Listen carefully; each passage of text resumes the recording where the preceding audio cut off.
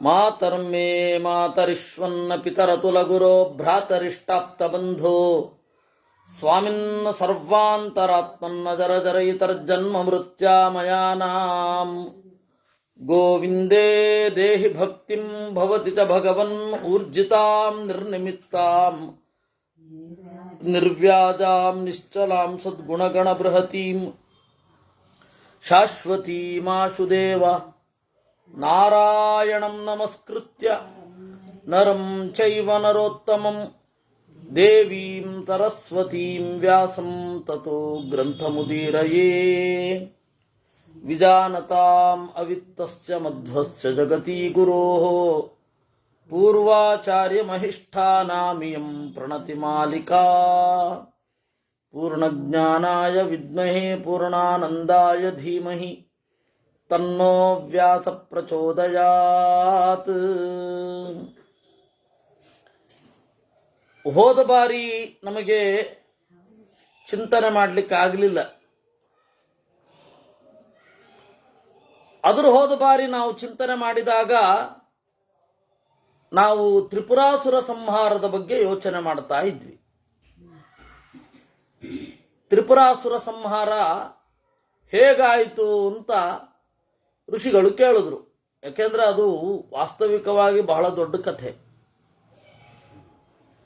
ಯದೇತದ್ಭವತಾ ಪ್ರೋಕ್ತಂ ಶ್ರುತಂ ಸರ್ವಮಶೇಷತಃ ಕಥಂ ದೇವಗ್ರಹಾಣಿ ಸ್ಯುಃ ಕಥಂ ಜ್ಯೋತಿಂ ಶಿವರ್ಣಯ ಅಂತ ಕೇಳಿದ್ರು 128ನೇ ಅಧ್ಯಾಯದಲ್ಲಿ. ಯಾವ ರೀತಿ ಗ್ರಹ ನಕ್ಷತ್ರಗಳ ಸಂಸ್ಥಾನ, ಗ್ರಹ ನಕ್ಷತ್ರಗಳು ಆಕಾಶದಲ್ಲಿ ಹೇಗಿರ್ತಾವೆ ಇತ್ಯಾದಿಗಳನ್ನು ಕೇಳಿದ್ರು. ಅದನ್ನು ನಾವು ನೋಡಿದೆವು. ಯಾವ ಯಾವ ರೀತಿಯಾದ ಆಕಾಶದಲ್ಲಿ ಯಾವ ರೀತಿಯ ಬದಲಾವಣೆ ಆಗತ್ತೆ ಇತ್ಯಾದಿಗಳನ್ನು ಕೇಳಿ ಆ ಒಂದು ಬೆಳಕಿಗೂ ಇಲ್ಲಿ ದೇಹಕ್ಕೂ ಏನು ಸಂಬಂಧ ಇದೆ ಅನ್ನೋದನ್ನ ಕೇಳಿದ್ರು.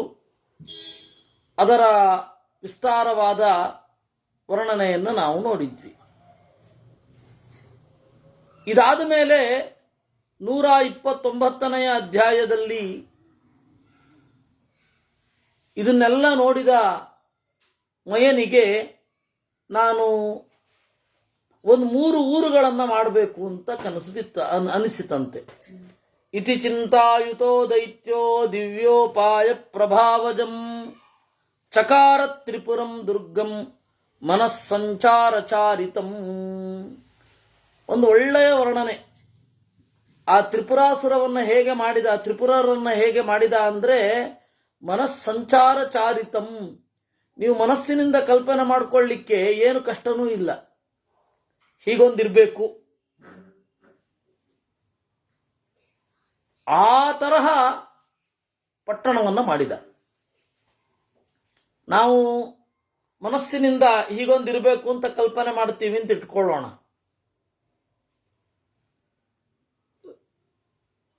ಕಡಲಿನಲ್ಲಿ, ಸಮುದ್ರದಲ್ಲಿ ಸಾಗುತ್ತಾ ಇರಬೇಕು.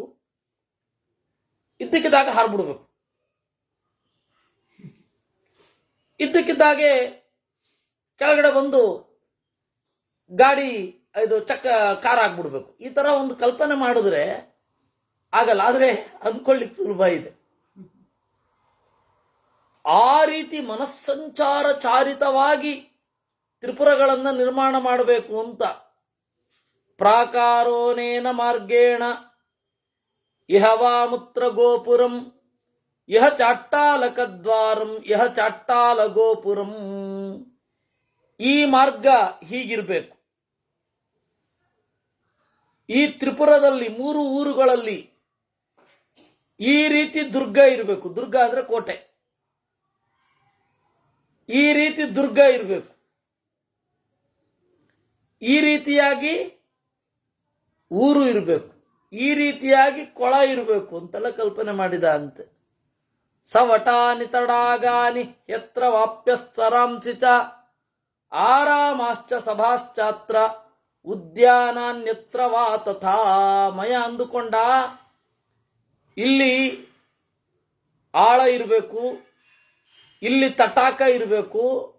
ತಟಾಕದ ಒಳಗಡೆ ನೀರು ಸೆಲೆ ಅಂತ ಇರುತ್ತೆ, ಅದನ್ನ ನೀರಿನ ಕಣ್ಣು ಅಂತ ಕರೀತಾರೆ. ಆ ನೀರಿನ ಕಣ್ಣು ಯಾವ ರೀತಿ ಇರಬೇಕು, ಇದು ಅಂತಃಪುರ ಇಲ್ಲಿ ಬರಬೇಕು. ಉಪನಿರ್ಗಮೋ ದಾನವಾನಾಂ ಭವತ್ಯತ್ರ ಮನೋಹರ. ಈ ಪಟ್ಟಣ ಸಾಗುತ್ತಾ ಇರಬೇಕಾದ್ರೆ ಅವರು ಕೆಳಗಡೆ ಇಳಿದು ಬರಬೇಕು ಅಂತನ್ಬೇಕಾದ್ರೆ ಒಳ್ಳೆಯ ಏಣಿ ತಯಾರಾಗಬೇಕು. ಅವ್ರಿಗೆ ಇದ್ದಕ್ಕಿದ್ದಾಗ ಭೂಮಿಗೆ ಬಂದ್ಬಿಡ್ಬೇಕು. ಅವ್ರಿಗೆ ಮಾತ್ರ ತೆರೆದುಕೊಳ್ಳುವಂತಹ ಒಂದು ಏಣಿ ಇರಬೇಕು, ಮೇಲ್ಗಡೆ ಹೋಗಬೇಕು ಆ ಪಟ್ಟಣದಿಂದ. ಈ ತರಹ ಅವನು ಚಿಂತನೆ ಮಾಡಿದನಂತೆ. ಇತ್ಯೇವಂ ಮಾನತಂ ಕಲ್ಪಂ ಪುರಾ ಕಲ್ಪಮ ಕಲ್ಪಯತ್. ಈ ರೀತಿ ಮನಸೋ ಇಚ್ಛೆ ಹೀಗೆ ಕಲ್ಪನೆ ಮಾಡಿದ್ದು. ಆ ತರಹ ಮಯೇನ ತತ್ಪುರಂ ಸೃಷ್ಟಂ ತ್ರಿಪುರಂ ಸ್ಥಿತಿ ನಶ್ರುತಂ. ಇದನ್ನ ಮಯಪುರ ಅಂತ ಕರೀತಾರೆ.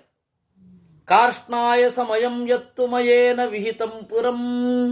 ಅದರೊಳು ಒಂದಲ್ಲ, ತ್ರಿಪುರ ಅಂತ ನೀವು ಕೇಳಿದ ಹಾಗೆ ಒಂದು ಕಬ್ಬಿಣದ ಪಟ್ಟಣ.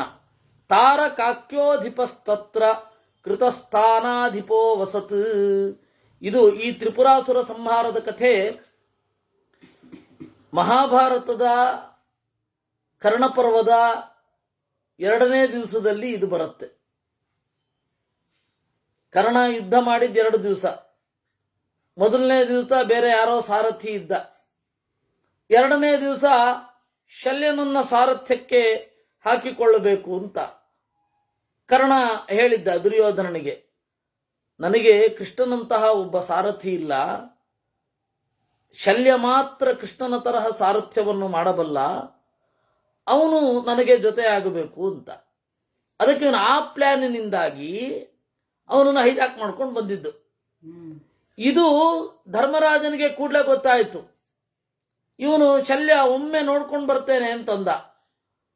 ಒಮ್ಮೆ ನೋಡ್ಲಿಕ್ಕೆ ಅಂತ ಹೋದಾಗ ಹೇಳ್ದ, ನಿಮ್ಮನ್ನ ಸಾರಥ್ಯದಲ್ಲಿ ಇಡಿಸ್ತಾರೆ, ಅವಾಗ ಕರ್ಣನಿಗೆ ಅವಮಾನ ಮಾಡಿ ಬೈದು ಭಂಗಿಸಿ ಅವನ ಯುದ್ಧೋತ್ಸಾಹವನ್ನು ಕಡಿಮೆ ಮಾಡಬೇಕು ಅಂತ ಅವಾಗಲೇ ಅವನು ಮಾತು ತಗೊಂಡ್ಬಿಟ್ಟಿದ್ದ.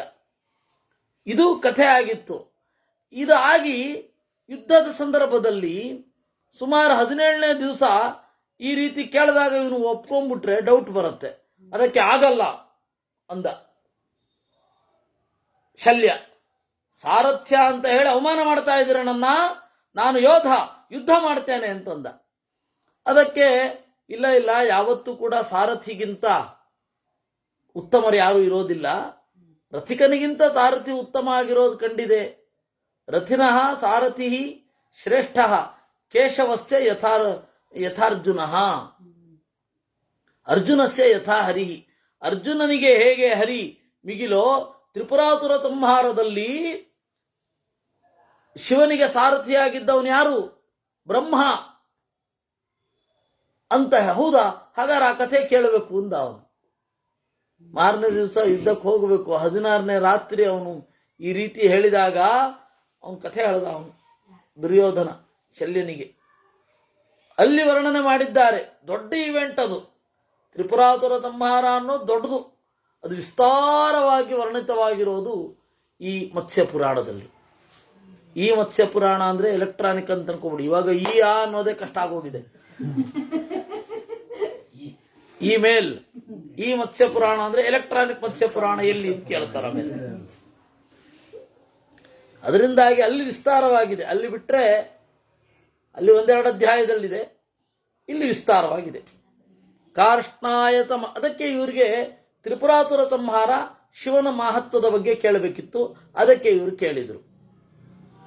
ಏಕೆಂದ್ರೆ ಅದರಲ್ಲೂ ಒಂದು ಕಾರಣ ಇದೆ. ನಾವು ಅದಕ್ಕಿಂತ ಹಿಂದೆ ಎಲ್ಲಿದ್ವಿ? ಗ್ರಹ ನಕ್ಷತ್ರಗಳ ಒಂದು ವರ್ಣನೆಯಲ್ಲಿ ಇದ್ವಿ. ನಕ್ಷತ್ರಗಳು ಹೇಗೆ ಇರ್ತಾವೆ, ತಾರಕೆಗಳು ಯಾವುದು, ಯಾವ ಯಾವ ಗ್ರಹದ ಅಧಿಪತಿ, ಸೂರ್ಯನ ರಥ ಹೇಗಿರುತ್ತೆ, ಅಲ್ಲಿ ಯಾವ ರೀತಿಯ ಬೆಳಕು, ಚಂದ್ರ ಹೇಗಿರ್ತಾನೆ ಇತ್ಯಾದಿಗಳನ್ನೆಲ್ಲ ನೋಡಿದ್ವಿ. ಅವನ ಕುದುರೆಯ ಬಣ್ಣ, ಅವನ ರಥದ ನಡೆ, ಅವರ ಮೈ ಬಣ್ಣ ಇತ್ಯಾದಿಗಳನ್ನೆಲ್ಲ ಸುತ್ತಾಡಿಕೊಂಡು ಬಂದ್ವಿ. ಈ ಇಡೀ ಆಕಾಶ ಅನ್ನೋದು ವ್ಯೋಮಕೇಶ ಅಂತ. ಆಕಾಶವನ್ನ ಏನಂತ ಕರೀತಾರೆ? ವ್ಯೋಮಕೇಶ. ದೇವರ ರುದ್ರದೇವರ ಕೂದಲು ಅಂತ. ನಾನು ಹೋದ್ಸರ್ತಿನೂ ಹೇಳಿದ್ದೆ, ಈ ವ್ಯೋಮಕೇಶ ಅನ್ನೋ ಹೆಸರನ್ನ ಬಂಗಾಳದವರು ಇಟ್ಕೊಳ್ತಾರೆ ಅಂತ. ಪ್ರಸಿದ್ಧ ಕಥೆ ನಿಮ್ಗೆ ಗೊತ್ತಿರುತ್ತೆ, ವ್ಯೋಮಕೇಶ್ ಬಕ್ಷಿ. ಆ ವ್ಯೋಮಕೇಶ ಆಕಾಶ, ಅದಕ್ಕೆ ವಿಷ್ಣು ಪದ ಅಂತನೂ ಹೆಸರು. ಶಿವನಿಗೆ ವ್ಯೋಮಕೇಶ ಅಂತ ಅಂದ್ರೆ ವಿಷ್ಣು ಪದ, ಆಕಾಶಕ್ಕೆ ವಿಷ್ಣು ಪದ. ಅದರಲ್ಲಿಯೇ ಒಂದು ಶಾಸ್ತ್ರ ಅಡಗಿದೆ. ವಿಯದ್ವಿಷ್ಣು ಪದಂ ವಾಪಿ, ಶಿವನ ಮೇಲೆ ದೇವರ ಅನುಗ್ರಹ ಇದೆ ಅಂತನ್ನುವ ಸೂಚನೆ ಶಬ್ದದಿಂದಲೇನೆ. ನಾನು ಹೋದ್ಸರ್ತಿಯೂ ಹೇಳಿದ್ದೆ, ಸಂಸ್ಕೃತದ ಒಂದೊಂದು ಶಬ್ದವೂ ಕೂಡ ಒಂದೊಂದು ಕಾವ್ಯ, ಅದನ್ನು ನೀವು ಬಿಡಿಸ್ಬೇಕು ಅಂತ. ನಭಃ ಅಂತಾರೆ ಆಕಾಶಕ್ಕೆ. ನ ಭಾತೀತಿ ನಭಃ, ಹೊಳೆಯೋದಿಲ್ಲ. ಆಕಾಶ ಫಳಫಳ ಅಂತ ಹೊಳಿತಾ ಇರತ್ತಾ? ನ ಭಾತಿ. ಹಾಗೆ ಸಂಸ್ಕೃತದಲ್ಲಿ ಒಂದೊಂದು ಪದವೂ ಕೂಡ ಒಂದೊಂದು ಕಾವ್ಯ. ಸಂಸ್ಕೃತವನ್ನ ಚೆನ್ನಾಗಿ ಬಲ್ಲವನು ಕವಿ ಆಗೇ ಆಗ್ತಾನೆ, ಬೇರೆ ದಾರಿಯೇ ಇಲ್ಲ.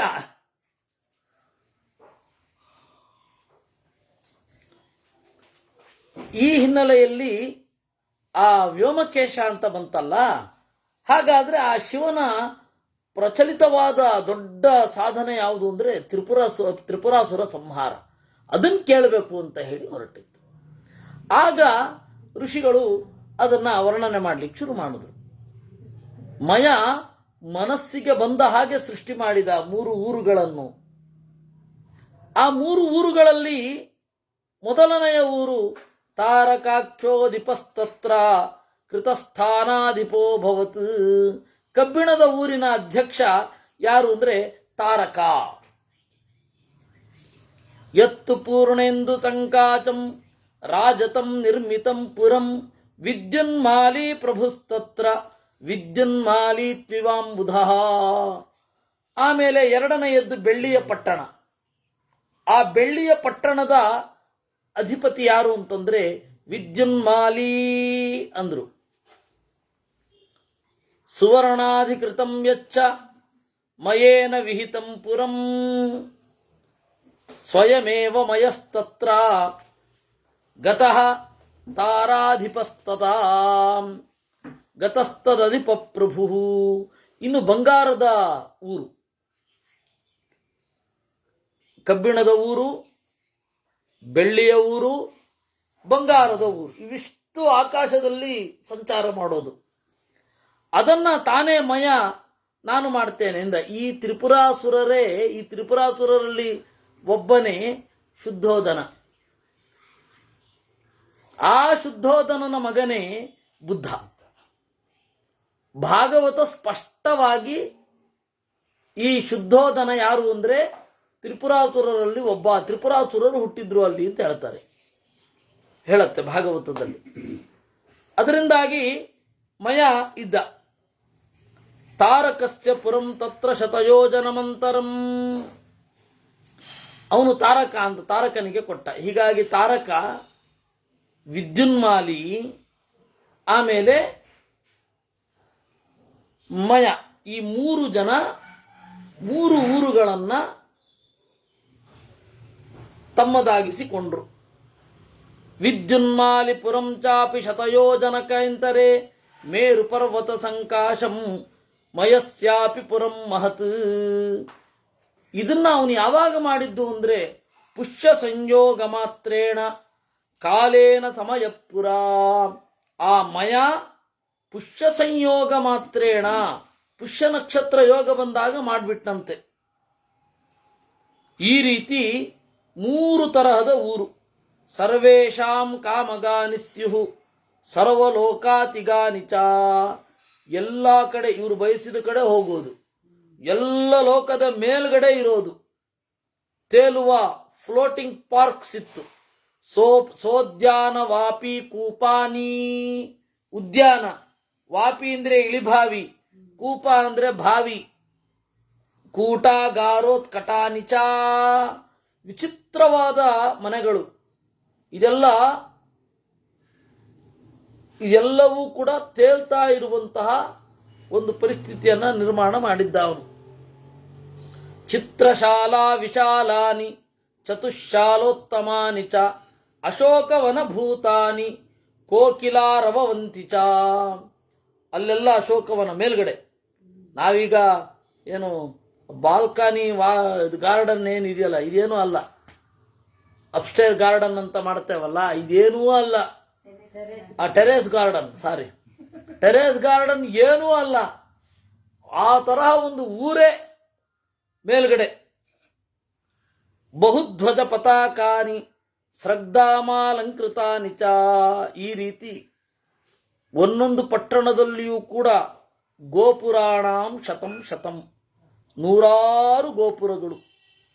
ದಿತೆ ಸುತಾ ದೇವತಾ ರಾಜವೈರಿಣ ಸಹಸ್ರಶ ಪ್ರಾಪುರನಂತ ವಿಕ್ರಮಾ. ಇವರೆಲ್ಲ ಮೇಲ್ಗಡೆ ಓಡಾಡುವ ಪಟ್ಟಣವನ್ನ ಮಾಡಿ ಕೆಳಗಡೆ ಇವರಿಗೆ ಪೀಡೆ ಕೊಡೋದು, ಪ್ರಜೆಗಳಿಗೆ. ಮೇಲ್ಗಡೆ ದೇವತೆಗಳಿಗೆ ಪೀಡೆ ಕೊಡೋದು. ಹೀಗೆ ಶುರು ಮಾಡಿದ್ರು. ನಾನು ಹೋದ್ಸರ್ತಿನೂ ಹೇಳಿದ್ದೆ ಇದನ್ನ.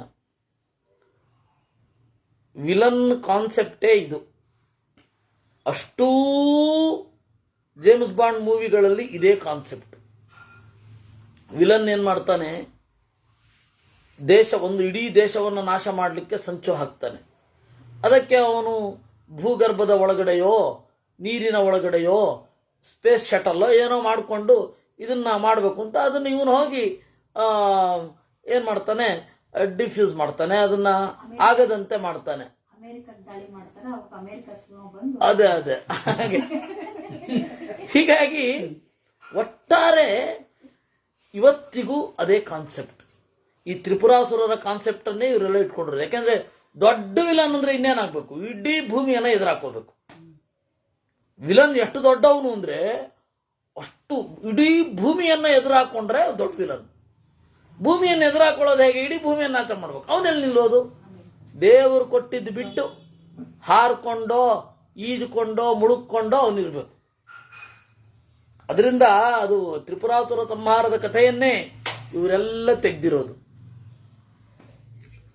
ನಿರ್ಮಿತೆ ತ್ರಿಪುರೇ ದುರ್ಗೆ ಮಯೇನಾತುರ ಶಿಲ್ಪಿನ ತದ್ದುರ್ಗಂ ದುರ್ಗತಾಂ ಪ್ರಾಪ ಬದ್ಧ ವೈರೈಸುರಾತುರೈ. ನಿಜವಾಗಿಯೂ ಅದು ದುರ್ಗ ಆಯ್ತು. ದುರ್ಗ ಅಂದ್ರೆ ಏನು? ದುಃಖೇನ ಗಂತುಂ ಶಕ್ಯತೆ ಇತಿ ದುರ್ಗ. ಅಲ್ಲಿಗೆ ಹೋಗಲಿಕ್ಕೆ ಬಹಳ ಕಷ್ಟ, ಅದೇ ದುರ್ಗ.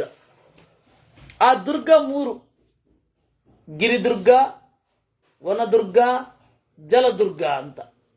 ಗಿರಿದುರ್ಗ ಅಂತಂದ್ರೆ ಅಸ್ಸಾಮ. ಇವಾಗ ಒಳ್ಳೆ ರೋಡ್ ಇದೆಯೇನೋ, ಅವಾಗ ಭಾರೀ ಕಷ್ಟ ಇತ್ತಂತೆ. ಅದರ ಹೆಸರೇ ಅಸಮ. ಅಸ್ಸಾಮ ಅಂತ ಅವ್ರು ಕರೆಯೋದು. ಅಸಮ ಯಾವುದು ನೆಟ್ಟಿಗಿಲ್ಲ, ಎಲ್ಲ ವಿಷಮವೇ, ಅಸಮ ಅಂತ. ಅದಕ್ಕೂ ಮೊದಲು ಅದನ್ನ ಪ್ರಾಗ್ಜ್ಯೋತಿಷ ಅಂತ ಕರೀತಾ ಇದ್ರು.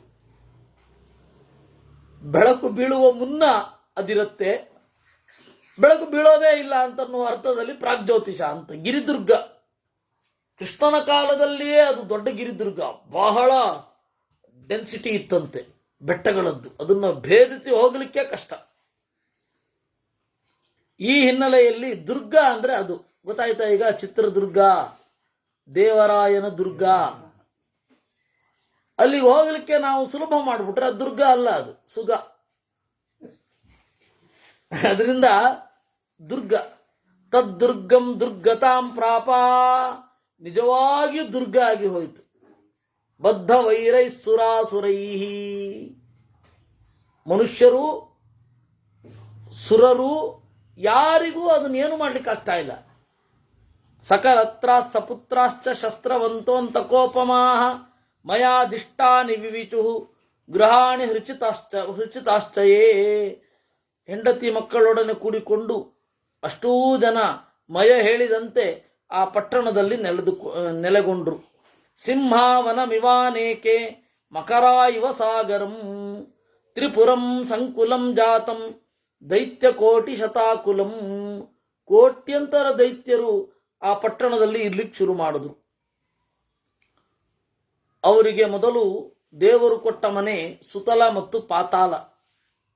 ಇವರೇನ್ ಮಾಡಿದ್ರು, ಆ ಕೆಳಗಡೆಯ ತಮಗೆ ಕೊಟ್ಟದ್ದನ್ನ ಬಿಟ್ಟು, ಯಾಕೆಂದ್ರೆ ನಾಶ ಮಾಡಬೇಕು ಅಂದ್ರೆ ನಿಮ್ಮ ಮನೆ ನಾಶ ಆಗತ್ತಲ್ಲ ಅಂದ್ರೆ, ಇಲ್ಲ ಇಲ್ಲ ನಮ್ಮ ಮನೆ ಬೇಕಾದಲ್ಲಿಗೆ ಹೋಗ್ತಾ ಇರತ್ತೆ ಅಂತ ದೇವರು ಕೊಟ್ಟ ಊರನ್ನು ಬಿಟ್ಟು ಮೇಲ್ಗಡೆ ಸೆಟ್ಲ್ ಆಗ್ಬಿಟ್ರು.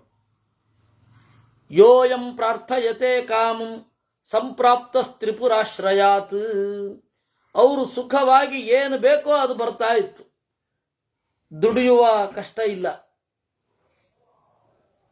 ಯಾಕೆ ಅಂದ್ರೆ ಯಾವಾಗಲೂ ಯುದ್ಧ ಮಾಡ್ತಾ ಇರೋದು, ಎತ್ತು ತರೋದೆ ಸೀದಾ, ಏನ್ ಬೇಕೋ ಅದನ್ನ ತಗೋತಾ ಇರೋದು. ಈ ರೀತಿ ರಸವಿಜ್ಞಾನದ ಉತ್ಕರ್ಷ, ಆಲ್ಕಮಿಯ ಉತ್ಕರ್ಷ. ಆರಾಮೇಶು ಸಚೂತೇಶು ತಪೋಧನ ವನೇಶು ಚ ಸ್ವಂಗಾ ಚಂದನ ದಿಗ್ಧಾಂಗಾಂ ಮಾತಂಗಾ ಸಮದಾಯಿವ. ಎಲ್ಲ ಕಡೆ ಹೆಣ್ಣು ಮಕ್ಕಳ ಜೊತೆಗೆ ಸುಖವಾಗಿ ಇರ್ತಿದ್ರು. ಮಯೇನ ನಿರ್ಮಿತೆ ಸ್ಥಾನೆ ಮೋದಮಾನ ಮಹಾಸುರಾಹ ಅರ್ಥೇ ಧರ್ಮೇ ಚ ಕಾಮೇ ಚ ನಿದಧುಸ್ತೆ ಮತಿ ಸ್ವಯಂ. ಮೊದಲು ಅರ್ಥ, ಮಧ್ಯದಲ್ಲಿ ಧರ್ಮ, ಆಮೇಲೆ ಕಾಮ. ಇಲ್ಲಿ ಅವ್ರೇನ್ ಮಾಡಿದ್ರು, ಬುದ್ಧಿಯನ್ನು ಇಟ್ಟರು. ಯಾಕೆಂದ್ರೆ ಅರ್ಥ ಅನ್ನೋದು ಸುಲಭವಾಗಿ ಸಿಗ್ತಾ ಇದೆ ಅವರಿಗೆ, ಸಂಪತ್ತು ಸುಲಭವಾಗಿ ಸಿಗ್ತಾ ಇದೆ. ಅದನ್ನಾಗಿ ಧರ್ಮದಿಂದ ಬರಬೇಕಾಗಿಲ್ಲ, ಅರ್ಥ ಉಳಿಸ್ಕೊಳ್ಳಿಕ್ಕೆ ಏನಾದರೂ ಧರ್ಮ ಮಾಡಬೇಕಷ್ಟೇ. ಲೋಕದ ಪರಿಸ್ಥಿತಿ ಹೇಗೆ, ದೇವರು ನಿರ್ಮಾಣ ಮಾಡಿದ ನಮ್ಮ ಊರುಗಳೆಲ್ಲ ಹೇಗೆ, ನಮ್ಮ ಕೆಲಸ ನಾವು ಮಾಡಬೇಕು. ಅವರವರು ಅವರವರ ವೃತ್ತಿಯನ್ನ ಮಾಡಿದರೆ ಅದು ಧರ್ಮಪೂರ್ವಕವಾಗಿ ಮಾಡಿದ್ರೆ ಆಮೇಲೆ ಅರ್ಥ. ಆ ಧರ್ಮ ಮತ್ತು ಅರ್ಥಗಳನ್ನ ಮೀರದಂತೆ ಕಾಮ ಬಯಕೆ, ಇದು ಭೂಲೋಕದ ಸ್ಥಿತಿ. ಅವ್ರದ್ದೇನು ಹೊಲ ಇಲ್ಲ, ಏನು ಹೋಗ್ತಾ ಇರೋ ಇದ್ರಲ್ಲೋ ಏನು ಹೊಲ ಇದು ಮಾಡೋದು, ಹೊಲ ಇಲ್ಲ, ಭೂಮಿಯಿಂದ ಯಾವ ಪ್ರಾಡಕ್ಟು ಇಲ್ಲ, ಆಯ್ತಾ. ಇನ್ಯಾವ ದ್ವೀಪಗಳನ್ನ ಲೀಸಿಗೆ ತಗೊಳ್ಳೋದು, ಪರ್ಚೇಸ್ ಮಾಡೋದು ಅದ್ಯಾವುದೂ ಇಲ್ಲ. ಯಾಕೆಂದ್ರೆ ಅದು ಯಾವುದರ ಅವಶ್ಯಕತೆಯೂ ಇಲ್ಲ. ಮತ್ತೇನ್ ಮಾಡಬೇಕು, ಅರ್ಥ ಸಂಪತ್ತಿದೆ, ಬಲ ಇದೆ, ಆಯುಧ ಇದೆ, ಅದರಿಂದ ಏನ್ ಮಾಡಬೇಕು, ಬೇಕಾದವ್ರದ್ದು ತಗೊಳ್ಬೇಕು, ಬೇರೆಯವ್ರಿಗೆ ದಾಳಿ ಮಾಡಬೇಕು, ಬೇಕಾದದ್ದನ್ನು ತಗೊಳ್ಬೇಕು. ಅರ್ಥ ಇದೆ, ಇದರ ನಡುವೆ ಅವರೇನಾದರೂ ಕೆಲವೊಂದು ಧರ್ಮಗಳನ್ನ ಇಟ್ಕೊಂಡಿರ್ಬೇಕಾಗತ್ತೆ. ತೀರ ಬೇಸಿಕ್ ಆಗಿದ್ದು, ತಾಯಿಯನ್ನ ಕಾಮಿಸಬಾರದು ಇತ್ಯಾದಿ ಇತ್ಯಾದಿಗಳು, ತಂಗಿಯನ್ನು ಕಾಮಿಸಬಾರದು ಇತ್ಯಾದಿ ಬೇಸಿಕ್ ಧರ್ಮಗಳನ್ನು ಮಾತ್ರ ಅವರು ಇಟ್ಕೊಂಡಿದ್ರು ತ್ರಿಪುರಾಸುರರು. ಯಾಕೆಂದ್ರೆ ಇಲ್ಲಿಯ ತರಹ ಅಹಿಂಸೆ, ಸತ್ಯ ಇದ್ಯಾವುದು ಬೇಡ, ಅಸ್ಥೇಯ ಯಾವುದು ಬೇಡ ಅವರಿಗೆ. ಅದಕ್ಕೆ ಅರ್ಥೇ ಧರ್ಮೇ ಚಕಾಮೇ ಚ ಆ ರೀತಿ ಅವರು ಇದ್ದು ಬಿಟ್ಟಿದ್ರು. ಈ ರೀತಿ ಶುಶ್ರೂಷಂತೆ ಪಿತೃನ್ ಪುತ್ರಾಹ, ಬೇಸಿಕ್ ಆಗಿರೋದೇನು, ತಂದೆ ತಾಯಿಗಳನ್ನ ಮಕ್ಕಳಾದವರು ನೋಡ್ಕೊಳ್ಬೇಕು ಅಥವಾ ಸೇವೆ ಮಾಡಬೇಕು. ಹೆಂಡತಿಯಾದವಳು ಗಂಡನನ್ನ ಸೇವೆ ಮಾಡಬೇಕು. ವಿಮುಕ್ತ ಕಲಹಾಶ್ಚಾಪಿ ಪ್ರೀತಯ ಪ್ರಚುರಾಭವನ್. ಜಗಳ ಆಡೋದು ನಿಲ್ಲಿಸಿದ್ರು ತಮ್ಮಲ್ಲಿ. ಯಾಕೆ ಅಂತಂದ್ರೆ ಅವರು ನಡೀತಾ ಇರೋದು ತೇಲಾಡೋ ಊರಿನಲ್ಲಿ, ಯಾರಾದ್ರೊಬ್ಬ ಹೆಂಗ್ ದಬಕ್ಕನ್ ಕ್ಯಾಡ್ ಹಾಕ್ಬಿಟ್ರೆ ಆಯ್ತು. ಅದರಿಂದಾಗಿ ಆ ಪ್ರೀತಿಯೆಲ್ಲ ಚೆನ್ನಾಗಿತ್ತಂತೆ. ಅರ್ಚಯಂತೋ ದಿತೆ ಪುತ್ರ ತ್ರಿಪುರಾಯತ ನೇಹರಂ. ಅವ್ರೇನ್ ಮಾಡಿದ್ರು, ಶಿವನನ್ನ ಪೂಜೆ ಮಾಡ್ತಾ ಇದ್ರು. ಆ ಶಿವನೇ ಇವರಿಗೆ ಎದುರು ಬೀಳ್ಬೇಕಾಯ್ತು ಅನ್ನೋದು ದುರಂತ. ಶಿವನನ್ನ ಯಾಕೆ ಪೂಜೆ ಮಾಡ್ತಾರೆ ಅಸುರರು? ಸಿಂಪಲ್, ಅವನು ತಾಮಸಾಹಂಕಾರದ ದೇವತೆ, ಇವ್ರಿಗೂ ತಾಮಸಾಹಂಕಾರ ಇರುತ್ತೆ. ಹೀಗಾಗಿ ಅವ್ರಿಗೆ ದೇವ್ರು ಇಷ್ಟ ಆಗಲ್ಲ. ದೈತ್ಯರಿಗೆ ದೇವ್ರು ಇಷ್ಟ ಆಗಲ್ಲ. ಯಾಕೆ ಅಂದ್ರೆ ದೇವರು ಅವನದೊಂದು ನಿಯಮ ಇದೆ, ಸತ್ವಗುಣದವ್ರಿಗೆ ನಾನು ಸುಖ ಕೊಡ್ತೇನೆ ಅಂತ. ತಮೋಗುಣದವರೇ ಜಾಸ್ತಿ, ಆದ್ದರಿಂದಾಗಿ ಅವ್ರಿಗೆ ಇಷ್ಟ ಆಗಲ್ಲ. ವೇದದಲ್ಲಿ, ಯಜುರ್ವೇದದಲ್ಲಿ ಭೂಯಾಂಸೋ ಸುರಾಹ ಅಲ್ಪೀಯಾಂಸಃ ಸುರಾಹ ಅಂತ ಇರೋದು. ಯಾವತ್ತೂ ಮೆಜಾರಿಟಿ ಇಲ್ವೇ ಇಲ್ಲ. ಸಾತ್ವಿಕರಲ್ಲಿ, ಒಳ್ಳೆಯವರಲ್ಲಿ ಮೆಜಾರಿಟಿ ಇರಲ್ಲ, ಕೆಟ್ಟವರೇ ಜಾಸ್ತಿ. ಮೊದಲಿಂದ ನಿಯಮ. ತಸ್ಮಾನ್ನ ಜನತಾ ಮಿಯಾತ್ ಅಂತ ಉಪನಿಷತ್ತು. ಅದರಿಂದಾಗಿ ಬಹಳ ಜನ ಇರೋ ಕಡೆ ಹೋಗಬೇಡಿ. ಬಹಳ ಜನ ಇರೋದು ಯಾರು? ಅವರೇ. ಅದರಿಂದಾಗಿ ಜನತಾಮ್ ಅಂದ್ರೆ ತಾಮಸ ಜನತಾಮ್ ಅಂತ ಅರ್ಥ. ಇದು ಎಲ್ಲರೂ ಒಪ್ಪಿಕೊಂಡ ಅರ್ಥ. ಶಂಕರರ ಉಪನಿಷತ್ ಭಾಷ್ಯದಲ್ಲಿಯೂ ಇದೆ. ಆಚಾರದಕ್ಕೆ ವ್ಯಾಖ್ಯಾನ ಬರಲಿಲ್ಲ. ಋಗ್ವೇದದ ಇದು ಯಜುರ್ವೇದ ಸಂಹಿತೆಯಲ್ಲಿಯೂ ಇದೆ. ಅದರಿಂದಾಗಿ ತಸ್ಮಾನ್ನ ಜನತಾ ಮಿಯಾತ್ ಅಂತ ಅಲ್ಲೇ ಹಿಂದೆಯೇ ಇದೆ. ಅದು ಹೀಗಿದೆ. ಅದರಿಂದಾಗಿ ತ್ರಿಪುರಾಯತನದಲ್ಲಿ ನಾ ಧರ್ಮ ತ್ರಿಪುರಸ್ಥಾನಾಂ ಬಾಧತೆ ವೀರ್ಯವಾನಪಿ. ಸರಿ, ಅಧರ್ಮ ಅನ್ನೋದು ಅವರ ಹುಟ್ಟು ಗುಣ. ಶಿವನನ್ನ ಒಂದು ಪೂಜೆ ಮಾಡ್ತಾ ಇದ್ರು ಅನ್ನೋದು ಬಿಟ್ರೆ ಉಳಿದಂತೆ ಎಲ್ಲ ಅಧರ್ಮವೇ. ಪುಣ್ಯ ಶಬ್ದಾನುಚ್ಚೇರುಹು ಆಶೀರ್ವಾದಾಶ್ಚ ವೇದಗಾನ್. ಅವರೇನ್ ಮಾಡಿದ್ರು? ಪುಣ್ಯ ಮಂತ್ರಗಳನ್ನು ಯಾವಾಗಲೂ ಹೇಳ್ತಾ ಇದ್ರಂತೆ. ವೇದದಲ್ಲಿರುವ ಆಶೀರ್ವಾದಗಳನ್ನೆಲ್ಲ ಬಳಸ್ಕೊಳ್ತಾ ಇದ್ರಂತೆ. ಹಾಸಶ್ಚ ವರನಾರೀಣಾಂ ಚಿತ್ತವ್ಯಾಕುಲಕಾರಕಃ. ಈ ರೀತಿ ದುಡಿಯೋದಿಲ್ಲ, ಟೆನ್ಷನ್ ಇಲ್ಲ, ಪರಸ್ಪರರಲ್ಲಿ ಮೋಸದ ಕಟ್ಟಳೆ ಇಲ್ಲ. ಮತ್ತೇನು? ಸುಖವಾಗಿ ಇದ್ರು. ಯಾವಾಗಲೂ ನಗು, ಯಾವಾಗಲೂ ವಿಹಾರ. ತೇಷಾಂ ಅರ್ಚಯತಾಂ ದೇವಾನ್ ಬ್ರಾಹ್ಮಣಾಂಶ್ಚ ನಮಸ್ಯತಾಂ ಧರ್ಮಾರ್ಥಕಾಮಮಂತ್ರಾಣಾಂ ಮಹಾನ್ ಕಾಲೋಭ್ಯವರ್ತತಾಂ. ಸರಿ, ಅವರು ಬ್ರಾಹ್ಮಣರ ಬಗ್ಗೆನೂ ಒಂದು ಗೌರವ ಇಟ್ಕೊಂಡಿದ್ರು. ಬ್ರಾಹ್ಮಣರ ಬಗ್ಗೆ ಗೌರವ ಇಟ್ಕೊಂಡು ಎದುರುಗಡೆ ಎಷ್ಟೇ ಮಾತಾಡಿದ್ರು, ಅಧರ್ಮ ಸೆಕ್ಯುಲರ್ ಅಂತ ಮಾತನಾಡಿದ್ರು, ಈಗಿನ ರಾಜಕಾರಣಿಗಳು ಹೇಗೋ ಆಗಿನ ದೈತ್ಯರು ಹಾಗೆ ಬ್ರಾಹ್ಮಣರನ್ನ ಚೆನ್ನಾಗಿಟ್ಕೊಂಡಿದ್ರು. ವೇದ ಮಂತ್ರಗಳ ಉಲಿ ಕೇಳಿಸ್ತಾ ಇರಬೇಕು, ಇತ್ಯಾದಿ ಇತ್ಯಾದಿಗಳು. ಅಥಾ ಲಕ್ಷ್ಮೀರಸೂಯಾಚ ತೃಡ್ಬುಭುಕ್ಷೇತ ತೈವಚ ಕಲಿಶ್ಚ ಕಲಹಶ್ಚೈವ ತ್ರಿಪುರಂ ವಿವಿಶುಸ್ಸಹ. ಎಲ್ಲರೂ ಸುಖವಾಗಿರ್ಲಿಕ್ಕಾಗತ್ತಾ? ಐಡಿಯಲ್ ಅದು. ಎಲ್ಲರೂ ಸುಖವಾಗಿರಬೇಕು ಅಂತ ಅನ್ನೋದು ಐಡಿಯಲ್. ಇಷ್ಟು ಸುಖವಾಗಿದ್ರಲ್ಲ, ಬಹಳ ಕಾಲ ಕಳೆದ ಮೇಲೆ ಅಲಕ್ಷ್ಮಿಗೆ ಮನಸ್ಸಾಯ್ತಂತೆ, ನಮ್ಮೂರಿಗೆ ನಾನೇ ಒಳಗಡೆ ಹೋಗಿ ಪ್ರವೇಶ ಮಾಡಿ ನೋಡೋಣ ಅಂತ. ಭಾಗ್ಯದ ಲಕ್ಷ್ಮೀ ಬಾರಮ್ಮ ಹಾಡು ಕೇಳಿದ್ದೀರಾ ನೀವು? ದೌರ್ಭಾಗ್ಯದ ಲಕ್ಷ್ಮಿ ಓಡಮ್ಮ ಅಂತ ಹಾಡು ಕೇಳಿದ್ದೀರಾ? ಒಬ್ರು ಮಾಡಿದ್ದಾರೆ ದಾಸರು. ಶ್ರೀ ಸೂಕ್ತದಲ್ಲಿ ಅಲಕ್ಷ್ಮೀರ್ಮೇ ನಶ್ಯತಾಮ್ ಅಂತ ಒಂದು ಬರುತ್ತೆ. ಅಲಕ್ಷ್ಮಿ ನಮ್ಮಿಂದ ದೂರ ಓಡಲಿ ಅಂತ. ಅದನ್ನ ಇಟ್ಟುಕೊಂಡು ಕ್ಷುತ್ಪಿಪಾತಾಮಲಾಂ ಜ್ಯೇಷ್ಠಾಮಲಕ್ಷ್ಮೀನ್ನಾಚಯಾಮ್ಯಹಂ ಅಭೂತಿಮತ ವೃದ್ಧಿಂಚ ಸರ್ವಾನ್ನಿರ್ಣುದ ಮೇ ಗೃಹಾತ್ ಅಂತ. ಅದನ್ನ ಇಟ್ಟುಕೊಂಡು ಒಬ್ರು ದಾಸರು ಹಾಡು ಮಾಡಿದ್ದಾರೆ.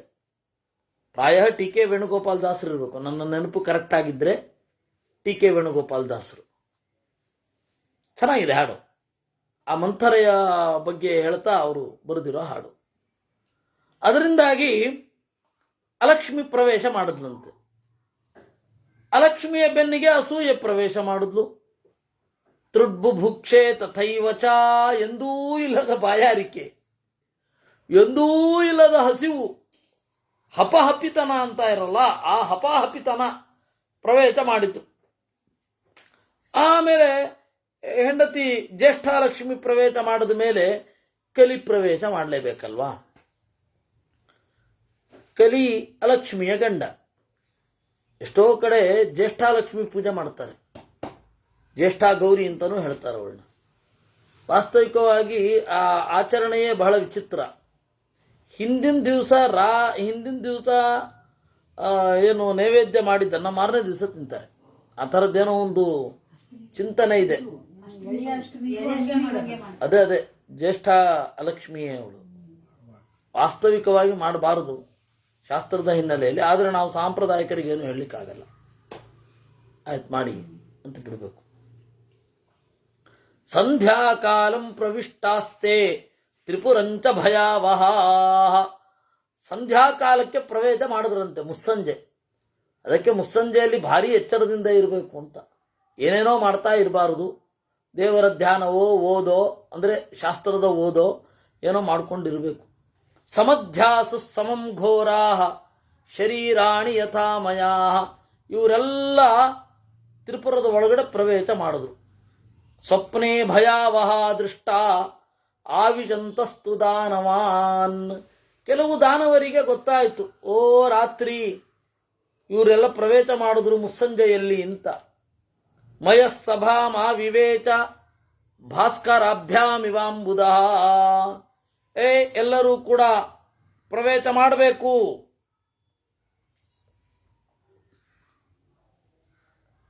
ಸಭೆಯಲ್ಲಿ ನಾವೆಲ್ಲರೂ ಮಂತ್ರಾಲೋಚನೆ ಮಾಡಲಿಕ್ಕಿದೆ, ಅರ್ಜೆಂಟ್ ಮೀಟಿಂಗ್ ಇದೆ.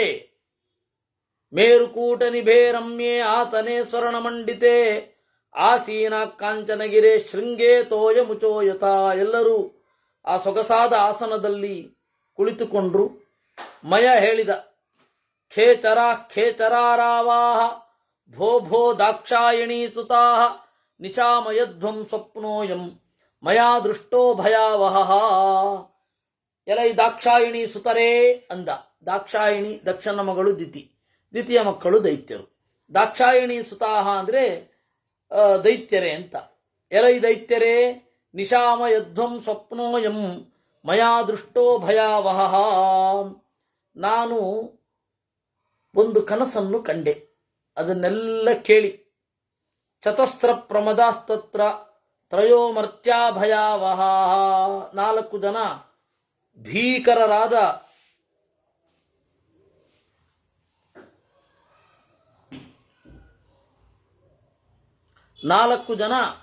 ಭೀಕರರಾದ ಹೆಂಗಳೆಯರು ಬಂದ್ರು.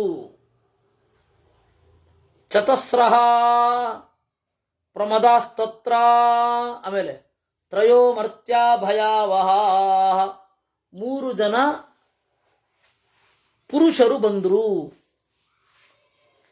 ಕೋಪಾನಲಾದೀಪ್ತ ಮುಖಾ ಪ್ರವಿಷ್ಟಾಸ್ತ್ರಿಪುರಾರ್ದಿನ. ಸಿಟ್ಟಿನಿಂದ ಉರಿತಾ ಇದ್ರು. ಯಾರು ಆ 3 ಜನ? ಅವ್ರು ಯಾರು ಅಂತ ಹೇಳಿದ್ರೆ, ನಾವೀಗಾಗಲೇ ನೋಡಿದ್ದೀವಿ. ಅಲಕ್ಷ್ಮಿ, ಅಸೂಯ, ತೃಟ್, ಬುಭುಕ್ಷ, ಈ 4 ಜನ ಹೆಣ್ಣು ಮಕ್ಕಳು. ಅಲಕ್ಷ್ಮಿ, ಅಸೂಯೆ, ತೃಟ್ ಅಂತಂದ್ರೆ ಬಾಯಾರಿಕೆ ಅಂತ, ಬುಭುಕ್ಷ ಅಂತಂದ್ರೆ ಹಸಿವು. ಇದಕ್ಕೆ ಅಧಿದೇವಿಯರು 4 ಜನ ಅವರು ಬಂದರು. ಆಮೇಲೆ ಕಲಿ, ಕಲಹ, ಮತ್ತೆ ಕಾಲ, ಇವರು ಬಂದರು. ಇದನ್ನ ಅವನು ಇಷ್ಟೇ ಹೇಳೋದು. ಚತಸ್ರಃ ಪ್ರಮದಾಸ್ತತ್ರ, 4 ಜನ ಹೆಣ್ಣು ಮಕ್ಕಳು, ತ್ರಯೋಮರ್ತ್ಯ ಭಯಾವಹ, ಅವರು ಬಂದರು. ನೋಡ್ತಾ ಇದ್ರು, ದುರು ನೋಡ್ತಾ ಇದ್ರು. ಅವ್ರೇನ್ ಮಾಡಿದ್ರು, ಬಂದವರು 4 ಜನ ಮತ್ತೆ 3, 7 ಜನ ಒಬ್ಬೊಬ್ಬರ ಶರೀರದಲ್ಲಿಯೂ ಪ್ರವೇಶ ಮಾಡಿದ್ರು. 100 ಶರೀರ ಅವರಿಗೆ ಬಂತು. ಅಂದ್ರೆ ಕೋಪ ಅನ್ನೋದು ಬಹಳ ರೀತಿಯಾಗಿರುತ್ತೆ ಅಲ್ವಾ. ಹಸಿವೆ ಅನ್ನೋದು ಬೇರೆ ಬೇರೆ ರೀತಿಯಲ್ಲಿ ತೋರ್ಕೊಳ್ಳುತ್ತೆ, ಬಾಯಾರಿಕೆ ಅನ್ನೋದು ಬೇರೆ ಬೇರೆ ರೀತಿಯಲ್ಲಿ ತೋರುತ್ತೆ. ಹಾಗೆ ಉಲೂಕಂ ರುಚಿರಾ ನಾರಿ ನಜ್ಞಾರೂಢ ಖರಂ ತಥಾ. ಆಮೇಲೆ ಈ ನಗರ, ಇಡೀ ತ್ರಿಪುರ ಆಕಾಶದಲ್ಲಿಯೇ ಇರೋದು. ಚಂದ್ರನಿಗೆ, ನಕ್ಷತ್ರಕ್ಕೆ ಹತ್ತಿರವಾಗಿ, ಚಂದ್ರನಿಗೆ ಹತ್ತಿರವಾಗಿ, ಸೂರ್ಯನಿಗೆ ಹತ್ತಿರವಾಗಿ ಇದೆ. ಆದರೆ ನನ್ನ ಕನಸಿನಲ್ಲಿ ಕತ್ತಲೋ ಕತ್ತಲು. ಉಲೂಕಂ ರುಚಿರಾ ನಾರಿ ನಜ್ಞಾರೂಢ ಖರಂ ತಥಾ. ಒಬ್ಳು ಉಲೂಕಂ, ಗೂಬೆಯನ್ನ ಏರಿದಳು. ಈ ಗೂಬೆ ಲಕ್ಷ್ಮೀ ವಾಹನ ಅಂತ ಎಲ್ಲ ನಂಬಿಸ್ಬಿಟ್ಟಿದ್ದಾರೆ. ವಾಸ್ತವವಾಗಿ ಹಾಗೇನಿಲ್ಲ. ಅವಳು ಯಾಕೆ ಗೂಬೆ ಇರಬೇಕು? ಬೆಳಕನ್ನ ದ್ವೇಷ ಮಾಡುವ ಹೌದಾ, ನಿಜವಾಗಿ ಗೂಬೆಗಳೇ ಅವರು. ಅಲ್ಲಿ ವಾಸ್ತವವಾಗಿ ಬೆಳಕನ್ನು ದ್ವೇಷಿಸುವ ಪ್ರಾಣಿಯನ್ನ ಲಕ್ಷ್ಮಿ ಏರಿ ಬರೋದು ಅಂದ್ರೇನು? ಬೆಳಕನ್ನ ಪ್ರೀತಿಸುವ ಪ್ರಾಣಿಯನ್ನ ಲಕ್ಷ್ಮಿ ಪ್ರೀತಿಸ್ಬೇಕಲ್ವೇ? ಲಕ್ಷ್ಮಿ ಅಂದ್ರೇನೆ ಬೆಳಕಲ್ವೇ? ಅವಳು ಯಾಕೆ ರಾತ್ರಿ ಕೂಂತ್ ಕಿರಿಚುವ ಗೂಬೆಯನ್ನು ಏರಿ ಬರ್ತಾಳೆ? ಜನರ ಕಲ್ಪನೆಯೇ ವಿಚಿತ್ರ. ಏನೇನೋ ಹೇಳ್ತಾರೆ. ಅಂತಹ ಜ್ಯೋತಿಷ್ಕರನ್ನೇ ನಂಬೋದು ಅವರು. ಜ್ಯೋತಿಷನೂ ಸರಿಯಾಗಿ ಬರಲ್ಲ, ಏನೋ ಸಂಖ್ಯೆ ಅಂತ ಹೇಳ್ತಾರೆ, ಏನೇನೋ ಹೇಳ್ತಾ ಇರ್ತಾನೆ. ಉಲೂಕಂ ರುಚಿರಾ ನಾರಿ, ಅವಳು ಒಬ್ಳು ಏರಿದಳು. ಸಹಸ್ತ್ರೀಭಿರ್ಹಸಂತಿ ಚ ಸಹಸ್ತ್ರೀಭಿಃ ಹಸಂತಿ ಚ ಚುಂಬನೆ ಪ್ರಮದ ಯಥಾ. ಆಮೇಲೆ ನಗುತ್ತಾ ಪುರುಷ ಸಿಂಧು ತಿಲಕಃ ಚತುರಾಂಘ್ರಿ ಸ್ತ್ರಿಲೋಚನ. ಪುರುಷ 4 ಕಾಲು 3 ಕಣ್ಣು. ಆ 4 ಕಾಲು 3 ಕಣ್ಣಿನ ಪುರುಷನನ್ನ ಈ ಗೂಬೆಯನ್ನ ಏರಿದ ಸ್ತ್ರೀ ಇದ್ದಾಳಲ್ಲ ಅವಳು ಸೇರಿಕೊಂಡು ಇಬ್ರು ಒಟ್ಟಿಗೆ ಓಡಾಡ್ತಾ ಇದ್ದಾರೆ. ಏಷ ಈ ದೃಶಿಕ ಸ್ವಪ್ನೋ. ನನಗೆ ಭಯ ಆಯಿತು, ನನಗೆ ಟಕ್ಕ ಎಚ್ಚರ ಆಗೋಯ್ತು. ಏನ ಸಾ ಪ್ರಮದಾನುನ್ನ ಅಹಂ ಚೈವ ವಿಬೋಧಿತ. ನನಗೂ ಎಚ್ಚರ ಆಯಿತು. ಆಮೇಲೆ ಮತ್ತೆ ನಿದ್ರೆ ಬರಲಿಲ್ಲ. ಈ ತರಹದ ಸ್ವಪ್ನವನ್ನು ನಾನು ಯಾವತ್ತೂ ಕಾಣಲಿಲ್ಲ. ಪ್ರಾಯ ನನಗೆ ಬಿದ್ದಿರುವ ಸ್ವಪ್ನದ ಆ ಆಕಾರಗಳನ್ನು ನೆನಪಿಸಿಕೊಂಡ್ರೆ ಇಡೀ ತ್ರಿಪುರಕ್ಕೆ ಏನೋ ಒಂದು ಕಷ್ಟಕಾಲ ಒದಗಿ ಬರಲಿದೆ. ಈ ಕಷ್ಟಕಾಲವನ್ನು ಪರಿಹಾರ ಮಾಡಿಕೊಳ್ಬೇಕು ಅಂದ್ರೆ ಏನ್ ಮಾಡಬೇಕು? ಯದಿ ಓಹಂ ಕ್ಷಮೋ ರಾಜ ಯದಿದಂ ವೇತ್ಥ ಚೇದ್ಧಿತಂ ನಿಬೋಧಧ್ವಂ ತುಮನಸೋ ನಚಾಸೂಯಿ ತುಮರಹಥ. ಇದಕ್ಕೆ ಏನು ಪ್ಲಾನ್ ಮಾಡಬೇಕು? ಸರಿ, ಏನೋ ಕೆಟ್ಟದಾಗತ್ತೆ ಅಂತ ಹೇಳಿದ್ರೆ ನಮ್ಮ ಆಹಾರದ ದಾಸ್ತಾನನ್ನು ಚೆನ್ನಾಗಿ ಮಾಡಿಕೊಳ್ಳೋಣ ಅಲ್ಲ, ನಮ್ಮ ನೈತಿಕತೆಯನ್ನ ಪರಿಷ್ಕರಿಸಿಕೊಳ್ಳಬೇಕು ಅಂತ ಬಹಳ ಮುಖ್ಯ. ನಮಗೆ ಆಪತ್ತು ಬರ್ತಾ ಇದೆ ಅಂದ್ರೆ ಅದನ್ನ ಹೆಂಗ್ ಪರಿಹಾರ ಮಾಡಬೇಕು? ನಾವು ಒಳಗಡೆಯಿಂದ ಸರಿಯಾಗಬೇಕು. ಅದನ್ನ ಅವನು ಹೇಳ್ತಾನೆ ನೋಡಿ, ನಚಾಸೂಯಿತು ಮರಹಥ. ದೇವತೆಗಳ ಬಗ್ಗೆ ಅಸೂಯೆ ಪಡಬೇಡಿ ಅಂದ. ಫಸ್ಟ್ ನೀವು ಎಲ್ಲಿ ಅಸೂಯೆ ಪಡ್ತೀರೋ ಅಲ್ಲಿ ನಾಶ ಆಗುತ್ತೆ. ಒಂದು ರಾಷ್ಟ್ರ ನಾಶ ಆಗಲಿಕ್ಕೂ ಅಸೂಯೆಯೇ ಕಾರಣ, ಒಂದು ಮನೆ ನಾಶ ಆಗಲಿಕ್ಕೂ ಅಸೂಯೆಯೇ ಕಾರಣ. ಕಾಮಂ ಚೇರ್ಷ್ಯಾಂಚ ಕೋಪಂಚ ಅಸೂಯಾಂ ಸಂವಿಹಾಯ ಚ ಸತ್ಯೇ ದಮೇ ಚ ಧರ್ಮೇ ಚ ಮುನಿವಾದೇ ಚ ತಿಷ್ಠತ. ಕಾಮವನ್ನ ಬಿಡ್ರಿ. ಅಯ್ಯೋ ನನಗೆ ಸಿಗಲಿಲ್ವಲ್ಲ, ಅದನ್ನು ಹೇಗಾದ್ರೂ ಮಾಡಿ ದಕ್ಕಾಕೊಳ್ಬೇಕು ಅನ್ನುವ ಈರ್ಷ್ಯೆಯನ್ನ ಬಿಡಿ. ಹುಚ್ಚಾಪಟ್ಟೆ ಕೋಪ ಬಿಡ್ರಿ, ಅಸೂಯೆಯನ್ನ ಬಿಡ್ರಿ. ಸತ್ಯದಲ್ಲಿ, ಇಂದ್ರಿಯ ನಿಗ್ರಹದಲ್ಲಿ, ಧರ್ಮದಲ್ಲಿ, ಮುನಿವಾದೇ ಮುನಿಗಳ ಹಿತವಚನದಲ್ಲಿ ಇರ್ರಿ. ಶಾಂತಯಶ್ಚ ಪ್ರಯುಜ್ಯಂತಾಂ ಪೂಜ್ಯತಾಂಚ ಮಹೇಶ್ವರ. ಶಾಂತಿಗಳನ್ನ ಮಾಡ್ರಿ. ಆ ಶಾಂತಿಯೆಲ್ಲ ಅಂತಿಮವಾಗಿ ಇರೋದು ಮಾನಸಿಕವಾಗಿ. ನಾವೆಲ್ಲ ಶಾಂತಿ ಮಾಡ್ತೇವಲ್ಲ, ಈಗ 60 ವರ್ಷದ ಶಾಂತಿ, 70 ವರ್ಷದ ಶಾಂತಿ, 65 ವರ್ಷದ ಶಾಂತಿ, 75 ವರ್ಷದ ಶಾಂತಿ ಅಂತೆಲ್ಲ ಮಾಡ್ತಾರಲ್ಲ. ಉಗ್ರರಥ, ಭೀಮರಥ, ಅದು ಇದು, ಆ ಎಲ್ಲ ಶಾಂತಿ ಮೂಲಭೂತವಾಗಿ ಮನಸ್ಸಿಗಿರೋದು. ಆ ದೇವತೆಗಳ ಹತ್ರ ಅದನ್ನೇ ಕೇಳೋದು. ಆದ್ದರಿಂದ ಆ ಶಾಂತಿಗಳನ್ನೆಲ್ಲ ಮಾಡ್ರಿ. ಯದಿ ನಾಮಾಸ್ಯ ಸ್ವಪ್ನಸ್ಯ ಶೇವಂ ಚೋಪರಮೋ ಭವೇತ್ ಕುಪ್ಯತೇನೋ ಧ್ರುವಂ ರುದ್ರೋ ದೇವದೇವ ಸ್ತ್ರಿಲೋಚನ. ಪ್ರಾಯ ನಮಗೆ ಇರುವ ಆಪತ್ತು ಏನು ಅಂದ್ರೆ, ಪ್ರಾಯ ಶಿವನಿಗೆ ಸಿಟ್ಟು ಮಾಡಿಸ್ತೇವೋ ಏನು. ಶಿವ ಸಿಟ್ಟು ಮಾಡಿದ್ರೆ ನಾವ್ಯಾರೂ ಉಳಿಯೋಲ್ಲ. ಶಿವನಿಗೆ ಸಿಟ್ಟು ಬರದಂತೆ ನಾವು ನಡ್ಕೊಳ್ಬೇಕು. ಭವಿಷ್ಯಾಣಿ ಚ ದೃಶ್ಯಂತೆ ಯತೋ ನ ತ್ರಿಪುರೇ ಸುರಾ ಕಲಹಂ ವರ್ಜಯಂತಶ್ಚ ಅರ್ಜಯಂತಸ್ತತಾರ್ಜವಂ. ಅದರಿಂದಾಗಿ ಎಲೈ ಅಸುರರೇ, ಕಲಹವನ್ನು ಬಿಡ್ರಿ. ಅರ್ಜಯಂತಹ ಆರ್ಜವಂ, ಜೀವನದಲ್ಲಿ ನೇರವಾದ ನಡೆನುಡಿ ಇರಲಿ. ಸ್ವಪ್ನೋದಯಂ ಪ್ರತೀಕ್ಷಧ್ವಂ ಕಾಲೋದಯ ಮಥಾಪಿವಾ. ಸ್ವಪ್ನ ನಮಗೆ ಒಳ್ಳೇದು ಬೀಳೋದ್ರವರೆಗೆ ಈ ಕೆಲಸವನ್ನ ಮಾಡೋಣ. ಎಲ್ಲಿ ತನಕ ಮಾಡಬೇಕು? ನನಗೆ ಕೆಡುಕಾಗಿದ್ದು ಸ್ವಪ್ನದಲ್ಲಿ. ಆ ಸ್ವಪ್ನದಲ್ಲಿಯೇ ಒಳ್ಳೇದು ಬೀಳೋ ತನಕ ಮಾಡೋಣ. ವಿನಾಶಮುಪಪಶ್ಯಂತೋ ಶಲಕ್ಷ್ಯಾ ವಾಪಿತಾಸುರಾ. ಇದನ್ನ ಕೇಳಿದರು, ಮಯ ಹೇಳಿದ್ದನ್ನು ಕೇಳಿದ್ರು. ಕ್ರೋಧೇರ್ಷ್ಯಾವಸ್ಥಯಾ ಯುಕ್ತಾ ದೃಶ್ಯಂತೆ ಚ ವಿನಾಚಗಾ. ಯಾರು ತಲೆಗೆ ಹಾಕೊಳ್ಳಿಲ್ಲ. ಇವನು ಹೇಳಿದ್ದನ್ನು ಏನು ಕೇಳೋದು ಅನ್ನೋ ಅಸೂಯೆ ಪ್ರವೇಶ ಆಗ್ಬಿಡುತ್ತೆ. ರಾಜ ಆಗಿರಬಹುದು, ಇವನು ಹೇಳಿದ್ದನ್ನು ಯಾಕೆ ಕೇಳಬೇಕು ನಾವು? ವಿನಾಚಂ ಉಪಪಶ್ಯಂತೋ ಶಲಕ್ಷ್ಮ್ಯಾ ವಾಪಿತಾಸ್ತುರಾ.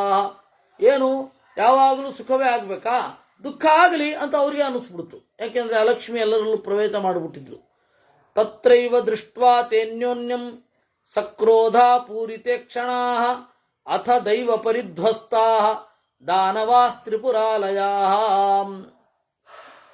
ಈ ರೀತಿ ದೈವ ಅವರ ಮೇಲೆ ಕೆಟ್ಟ ಕಣ್ಣು ಬೀರಿದ್ದರಿಂದ ಮನಸ್ಸೆಲ್ಲ ಉಲ್ಟಾ ಆಗಿ ಸತ್ಯವನ್ನ ಬಿಟ್ಟು ಧರ್ಮವನ್ನ ಬಿಟ್ಟು ಅಕಾರ್ಯಾಣ್ಯುಪಚಕ್ರಮುಹು, ಅಕಾರ್ಯದಲ್ಲಿ ತೊಡಗಿದರು.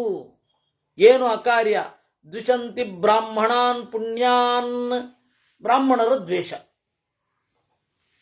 ಬ್ರಾಹ್ಮಣರ ದ್ವೇಷ ವಾಸ್ತವಿಕವಾಗಿ ವ್ಯಕ್ತಿಗಳ ದ್ವೇಷ ಅನ್ನೋದಕ್ಕಿಂತ ಮೌಲ್ಯದ ದ್ವೇಷ ಅದು. ನಾವು ಬ್ರಾಹ್ಮಣರನ್ನ ದ್ವೇಷ ಮಾಡ್ತೇವೆ ಅಂತಾರಲ್ಲ, ಮೌಲ್ಯದ ದ್ವೇಷ. ದ್ವಿಷಂತಿ ಬ್ರಾಹ್ಮಣಾನ್ ಪುಣ್ಯಾನ್ ನ ಚಾರ್ಚಂತಿ ಹಿ ದೇವತಾ, ದೇವತೆಗಳನ್ನು ಪೂಜೆ ಮಾಡೋದಲ್ಲ. ಅದಕ್ಕೆ ದೇವತೆಗಳು ಶೋಷಕರು, ದೇವತೆಗಳು ಸುಮ್ಮನೆ ಅವರೇನು ಇಲ್ವೇ ಇಲ್ಲ ಅಂತ ನೆಪ ಹಾಕಿ ಅವರೇನ್ ಮಾಡಿದ್ರು, ನಾವು ಇವ್ರನ್ನ ಪೂಜಿಸ್ತೇವೆ ಅಂತ ಹೋದ. ಇವಾಗ ಬದಲಿಯಾಗಿ ತಗೊಳ್ಬೇಕಲ್ಲ. ಕ್ರಮೇಣ ಅಲ್ಲಿಂದ ಏನೂ ಇಲ್ಲ ಅಂತನ್ನುವ ನಾಸ್ತಿಕತೆಗೆ ಜಿಗಿದು ಬಿಡೋದು, ಅಥವಾ ನಾಸ್ತಿಕತೆಗೆ ಅನುಕೂಲವಾಗಿರುವ ಮತವನ್ನೇ ಅನುಸರಿಸೋದು. ಹೆಸರು ಹೇಳ್ತಾರೆ ನೋಡಿ, ಭಕ್ತಿ ಅನ್ನೋದು ಮೂಢನಂಬಿಕೆ ಅಂತ ಹೇಳ್ತಾನೆ ಒಬ್ಬ. ಬುದ್ಧಂ ಶರಣಂ ಗಚ್ಛಾಮಿ ಅಂತಾನೆ. ಶರಣಂ ಗಮನ ಅನ್ನೋದು ಏನದು? ಇದಲ್ವಾ? ಭಕ್ತಿ ಅಲ್ವಾ? ಸಂಘಂ ಚರಣಂ ಗಚ್ಛಾಮಿ ಅಂತಾನೆ. ಸಂಘ ಅಂದ್ರೇನು? ಭಿಕ್ಷುಗಳ ಸಂಘ, ಸನ್ಯಾಸಿಗಳ ಸಂಘ. ಅದನ್ನ ಮೊರೆ ಹೋಗ್ತೇನೆ ಅಂತ.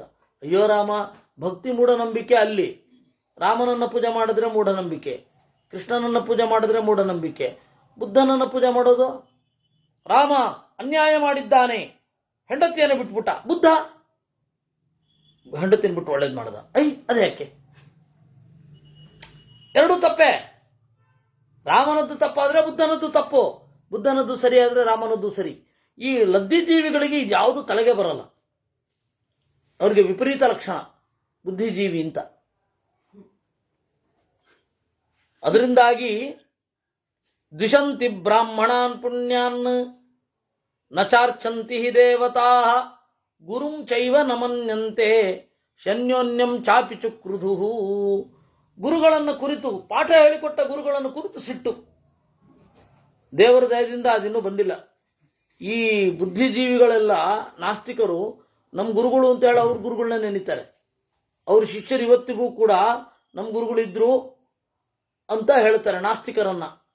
ನೋಡಿ, ಗುರು ಶಿಷ್ಯರ ನಡುವೆ ಅದು ಬಂತು ಅಂದ್ರೆ ಇನ್ನೂ ಜಾಸ್ತಿ, ಅದು ಬೇಗ ನಾಶ ಆಗತ್ತೆ. ಶನ್ಯೋನ್ಯಂ ಚಾಪಿ ಚುಕ್ರುಧು. ಅದಕ್ಕೆ ಹೀಗಾಗದೇ ಇರಲಿ ಅಂತ ತಾನೇ ಸಹನಾವವತು ಸಹನೌ ಭುನಕ್ತು ಸಹ ವೀರ್ಯಂಕರವಾವಹೈ ತೇಜಸ್ವಿನಾವಧೀತಮಸ್ತು. ನಾವಿಬ್ಬರು ಅಧ್ಯಯನ ಮಾಡಿದ್ದು ತೇಜಸ್ವಿಯಾಗಿರಲಿ. ಮಾ ವಿದ್ವಿಷಾವಹೈ, ನಾವಿಬ್ಬರು ದ್ವೇಷ ಮಾಡೋದು ಬೇಡ. ಇದು ಪ್ರತಿ ಇಬ್ಬರು ಯಾರು ಚಿಂತನೆ ಮಾಡ್ತಾರೆ ಅವ್ರು ಅಂದುಕೊಳ್ಬೇಕು, ದೇವರಲ್ಲಿ ಕೇಳ್ಕೊಳ್ಬೇಕು. ನಮಗೆ ಯಾರು ಮಾರ್ಗದರ್ಶನ ಮಾಡ್ತಾ ಇದ್ದಾರೆ, ಪಾಠ ಹೇಳ್ಕೊಡ್ತಾ ಇದ್ದಾರೆ, ಅವರನ್ನು ದ್ವೇಷಿಸುವ ಬುದ್ಧಿ ಕೊಡಬೇಡ ದೇವರೇ. ಹಾಗೆ ನಾವು ಯಾರಿಗೆ ಪ್ರೀತಿಯಿಂದ ಇವಾಗ ಹೇಳ್ಕೊಡ್ತಾ ಇದ್ದೇವೆ ಅಂತಹ ಶಿಷ್ಯರನ್ನ ದ್ವೇಷಿಸುವಂತಹ ಬುದ್ಧಿ ನನಗೆ ಕೊಡಬೇಡ ಅಂತ ಅದಿಬ್ರು ಕೂಡ ಕೇಳ್ಕೊಳ್ಳೋದು. ಒಬ್ಬರಲ್ಲ, ಇಬ್ರು ಕೂಡ ಕೇಳ್ಕೊಳ್ಳೋದು. ಇವನ್ಗೆ ಗುರುವಿಗೆ ಅನವಶ್ಯಕವಾಗಿ ಶಿಷ್ಯನ ಮೇಲೆ ಸಿಟ್ಟು ಬಂದ್ರೆ, ಕಾರಣವೇ ಇಲ್ಲದೆ ಸಿಟ್ಟು ಬಂದ್ರೆ ಅದು ಸಮಸ್ಯೆ. ಅವನಿಗೆ ಅನವಶ್ಯಕವಾಗಿ ಸಿಟ್ಟು ಬಂದ್ರೆ, ಆದ್ದರಿಂದ ಗುರು ಹಾಗೂ ಶಿಷ್ಯರ ದ್ವೇಷ ಮಾಡಿದ್ರೆ ರಾಷ್ಟ್ರ ಇನ್ನೂ ಬೇಗ ನಾಶ ಆಗುತ್ತೆ. ಆದ್ದರಿಂದ ಅವರು ಅಲ್ಲಿ ಶುರು ಮಾಡಿದ್ರು, ಗುರುಂ ಚೈವ ನಮನ್ಯಂತೆ. ಮತ್ತೆ ಗುರು ಅಂದ್ರೆ ತಂದೆ ತಾಯಿ, ದ್ವೇಷ ಮಾಡ್ಲಿಕ್ಕೆ ಶುರು ಮಾಡಿದ್ರು. ಯಾಕೆ? ನಾನು ಹುಟ್ಟಿಸು ಅಂತ ಹೇಳದ್ನ ಅಂತನ್ನುವ ರೀತಿಯಲ್ಲಿ. ಕಲಹೇಶು ಚ ಸಜ್ಜಂತೆ ಸ್ವಧರ್ಮೇಶು ಹಸಂಚಿಚ. ಒಂದು ರಾಷ್ಟ್ರದ ತೀವ್ರವಾದ ನಾಶದ ಸಂಕೇತ ಏನು ಅಂತಂದ್ರೆ ಕಲಹೇಶು ಚ ಸಜ್ಜಂತೆ. ಜಗಳ ಅಂದ್ರೆ ಏನು ಇಂಟ್ರೆಸ್ಟು ಅಂತೀರಾ? ಕೂತು ಬಿಟ್ರೆ ಹೇಳಲಿಕ್ಕೆ ಮನಸ್ಸು ಬರಲ್ಲ. ಟಿವಿ ಮುಂದೆ ಅಲ್ಲಿ ಬರೇ ಜಗಳ, ಯಾವ ತತ್ವ ನಿರ್ಣಯವೂ ಇಲ್ಲ. ಕಲಹೇಶು ಚ ಸಜ್ಜಂತೆ, ವಿಪರೀತ ಅದರಲ್ಲಿ ಆಸಕ್ತಿ. ಸ್ವಧರ್ಮೇಚು ಹಸಂತಿ ಚ, ಯಾರು ಅವರವ್ರ ಧರ್ಮ ಮಾಡ್ತಾ ಇರ್ತಾರೆ ಅವ್ರನ್ನ ತಮಾಷೆ ಮಾಡೋದು ಚಟ. ವಾಸ್ತವಿಕವಾಗಿ ಅವ್ರ ಧರ್ಮ ಅವ್ರು ಮಾಡ್ತಾ ಇರ್ತಾರೆ, ಅವ್ರನ್ನ ತಮಾಷೆ ಮಾಡೋದು. ಪರಸ್ಪರಂ ಚ ನಿಂದಂತಿ ಅಹಮಿತ್ಯೇವ ವಾದಿನಃ, ಪರಸ್ಪರ ನಿಂದನೆ, ನಾನು ನಾನು ನಾನು ಅಂತ. ಉಚ್ಚೈರ್ಗುರೂನ್ ಪ್ರಭಾಚಂತೆ ನಾಭಿಭಾಷಂತಿ ಪೂಜಿತಾ, ತಂದೆಯನ್ನ ತಾಯಿಯನ್ನ ಪಾಠ ಹೇಳಿಕೊಡುವವರನ್ನ ಏರುಧ್ವನಿಯಲ್ಲಿ ಮಾತನಾಡಿಸುವುದು, ಗುರುಗಳನ್ನ ಏರುಧ್ವನಿಯಲ್ಲಿ ಗದರಿಸೋದು. ನಾಭಿಭಾಷಂತಿ ಪೂಜಿತಾ, ಸತ್ಕಾರ ಮಾಡಿದ್ರೆ ಸೌಜನ್ಯ ಇಲ್ಲ,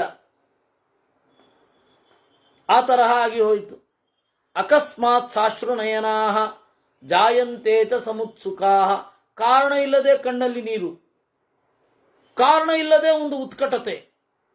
ದದಿಸಕ್ತೂನ್ ಪಯಶ್ಚೈವ ಕಪಿತ್ಥಾನಿ ಚ ರಾತ್ರಿಷು ಭಕ್ಷಯಂತಿ ಚ ಶೇರಂತೆ ಉಚ್ಛಿಷ್ಟಾ ಸಂವೃತಾಸ್ತಥಾ. ದದಿಸಕ್ತು ಅಂತ ಬರುತ್ತೆ, ಅಕ್ಕಿ ಹಿಟ್ಟನ್ನ ಮೊಸರಲ್ಲಿ ಕಲಿಸಿ, ಅವಾಗ ಅದು ಜನಪ್ರಿಯವಾದ ತಿಂಡಿ. ಅವಾಗ ಅದನ್ನ ಬೆಳಗ್ಗೆ ತಿನ್ನಿ ಅಂತ ಹೇಳ್ತಾರೆ, ಯಾಕೆಂದ್ರೆ ಹಿಟ್ಟು ಹೆವಿ, ಮೊಸರು ಹೆವಿ, ಅವಾಗಿನ ಮೊಸರು. ಆ ದದಿಸಕ್ತುವನ್ನ ಎರಡನ್ನೂ ಕೂಡ ತಿಂದು ಹಾಗೆ ಮಲ್ಕೊಳ್ತಾ ಇದ್ರಂತೆ. ಹೇಗೆ? ಉಚ್ಚಿಷ್ಟ, ಕೈ ತೊಳೆಯದೆ ಮಲಗೋದು, ಉಚ್ಚಿಷ್ಟ ಅಂತ, ಕೈ ತೊಳೆಯದೆ ಮಲಗೋದು.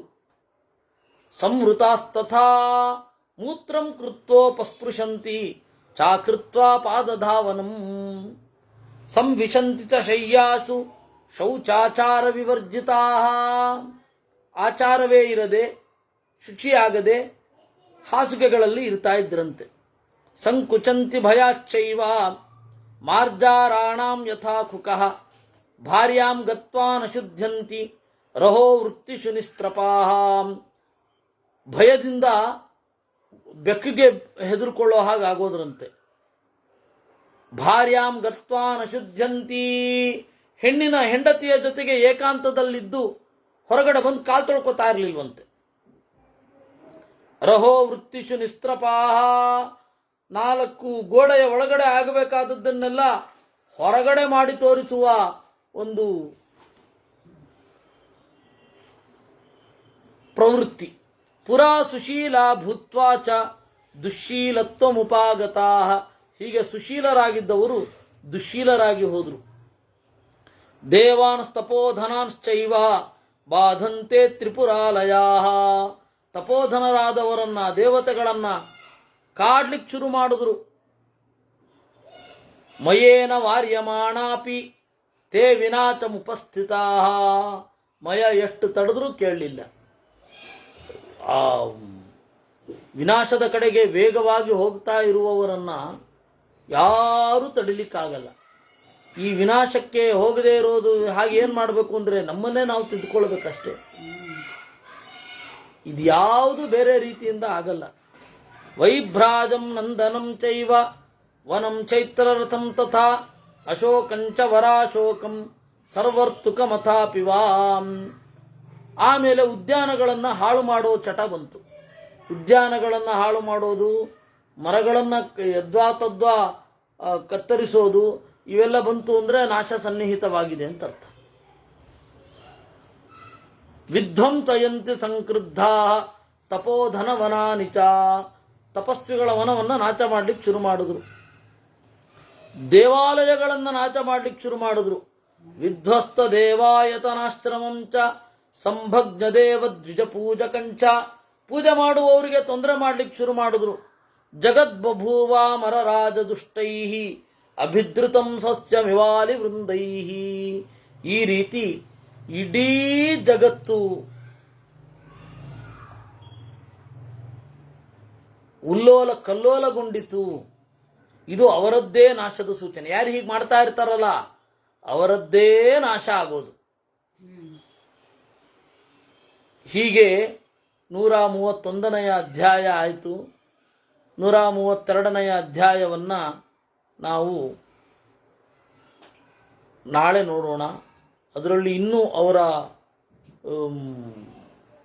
ಬೇರೆ ಬೇರೆ ತರಹದ ವಿಸ್ತಾರವಾದ ತ್ರಿಪುರಾಸುರರ ಒಂದು ಅಧರ್ಮ, ಅದನ್ನು ಶಿವ ಯಾವ ರೀತಿ ಕೊಂದ ಅಂತನ್ನೋದು.